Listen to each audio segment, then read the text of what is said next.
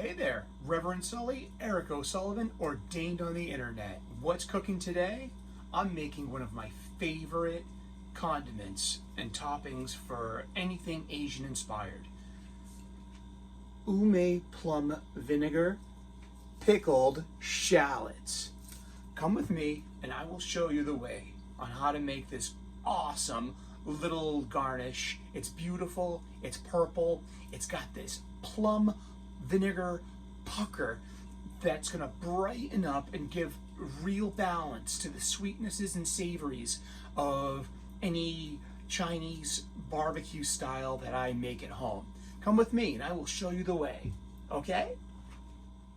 Okay, we're gonna start with, this is a French term, it's called mise en place. It means basically everything in place, so you're ready to cook. Prep work, and just have everything you need when you start your project, so you're not scrambling for things.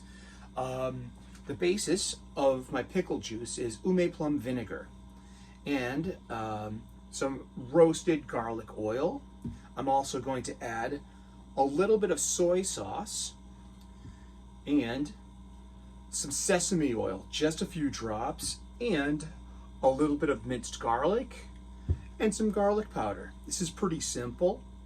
I also have some leftover pickle juice from my last batch. Keep it, you know, it's gonna go into the next batch. It's gonna keep, you know, and one fresh shallot that we're going to slice into very, thick enough slices, but not too small. It'll disintegrate in the pickling juice. A pickling juice is quite similar to a vinaigrette. A vinaigrette is basically a ratio. You can do this in ounces, grams, pounds. You keep the number ratio and you're gonna get the desired result. A vinaigrette is basically 3 to 4 parts oil to 1 part vinegar. Now a pickling juice is basically flipped. So it's gonna be 4 parts vinegar to 1 part oil. We're gonna put this together, and you want a proper sized bowl, and you're gonna want a whisk. You're gonna want a proper sized whisk. And this is why we have a tiny whisk for a tiny bowl. And we're gonna need your French knife. We're also gonna show you how to use and properly hold your French knife as well. And that's about it. This is pretty simple. It takes just a few moments to whip together, and it takes just a few hours for it to pickle. And it will keep in your fridge or even at room temperature for weeks. And this is pretty simple, and we're just gonna get down to business, okay? Okay then, we have my French knife, aka the chef's knife, and a shallot. Quick demo on how to properly use a chef's knife. You'll notice the curvature of the blade. This is a simple machine. It's meant to slice things and to chop things. Just a note that if you chop on anything such as parsley, cilantro, or kale, or any lettuce with a green lettuce, you're going to bruise the chlorophyll. If you see someone holding their knife like this is improper.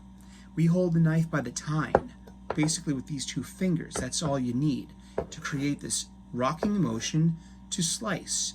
It starts here and it goes through. So let's clean this shallot. Please curl your fingers, please be safe. You want to use your fingers basically as a guide so you don't cut your fingers. 1, 2. And now we have a flat surface where we can make 2 flat surfaces. You just clean off the shallots, peel. Try to keep as much as the shallot on as possible. That'll do for our demo. And we're going to slice the shallot into very small strips. Let's just clean that real quick, see? And we have a nice flat surface so it's not rolling around.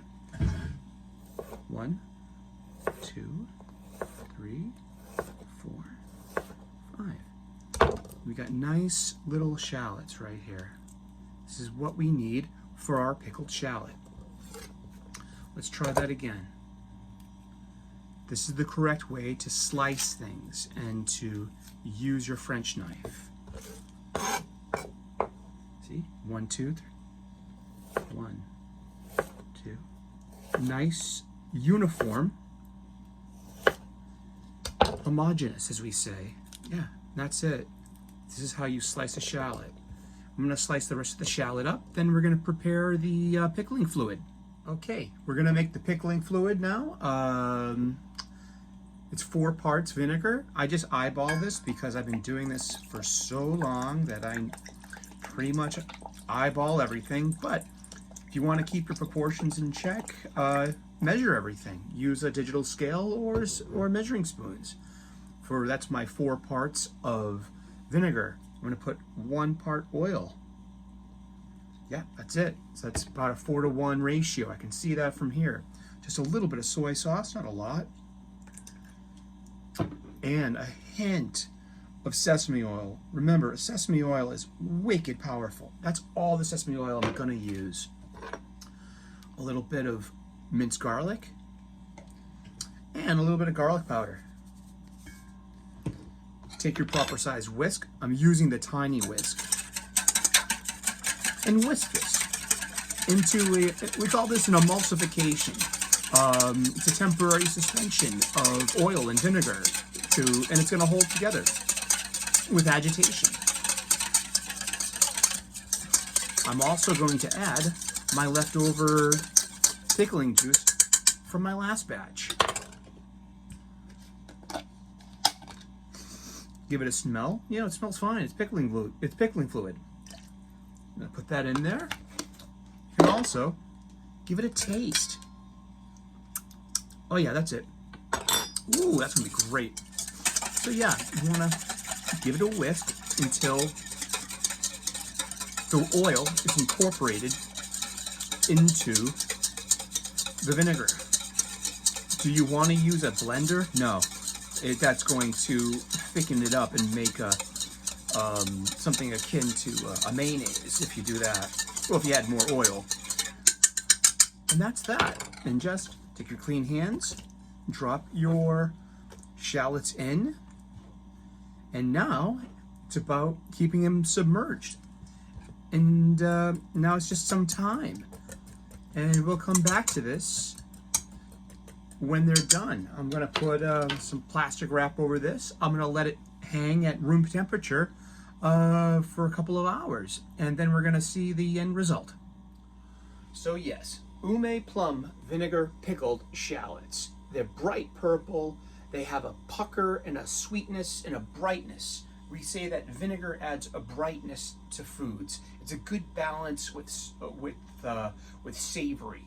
And this is a great condiment on my Asian-inspired foods, such as my Chinese-style barbecue, and this is just, it gives color, this vibrant purple, and it gives a great flavor. My mouth's watering just thinking about it. So I hope you incorporate this into your pantry as well. This will keep at room temperature and in the fridge for several weeks. They never last that long, trust me. Well, thank you so very much for tuning in.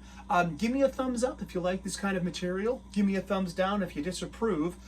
Give me a subscribe if you'd like. I'd love for you to tune in and find some more cooking hacks, restaurant quality cooking hacks, and leave a comment in the comment section if you can.